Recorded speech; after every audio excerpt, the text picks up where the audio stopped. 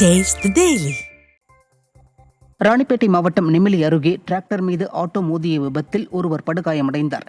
காஞ்சிபுரம் அரக்கோணம் தேசிய நெடுஞ்சாலையில் Attupakkam railway gate அருகே டிராக்டர் ஒன்று டயர் பஞ்சரானதால் சாலையோரம் நின்று கொண்டிருந்தது.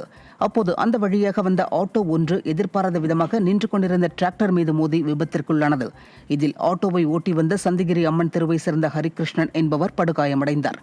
உடனடியாக அவரை மீட்டு அருகில் இருந்தவர்கள் அரசு மருத்துவமனைக்கு சிகிச்சைக்காக அனுப்பி வைத்தனர். இதுகுறித்து வழக்கு பதிவு செய்த போலீசார் விசாரணை மேற்கொண்டு வருகின்றனர்.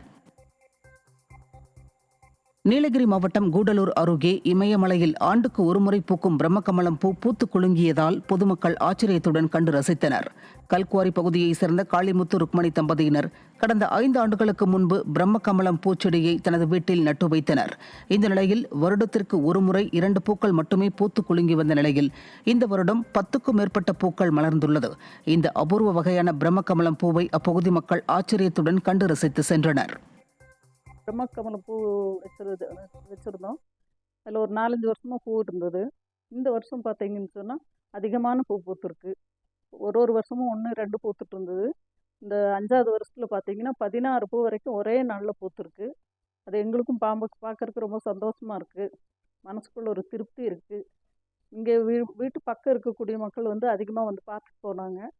வீட்டுக்கு ஒரு ஐஸ்வர்யமான ஒரு இதாக இருக்குது. பார்க்குறதுக்கும் நல்லா இருக்குது. வீட்டுக்கு அது மலர்ந்து கிடைக்கும்போது ஏதோ ஒரு ஐஸ்வர்யம் கூடுற மாதிரி ஒரு மனசுக்குள்ள ஒரு திருப்தி. Taste the Daily.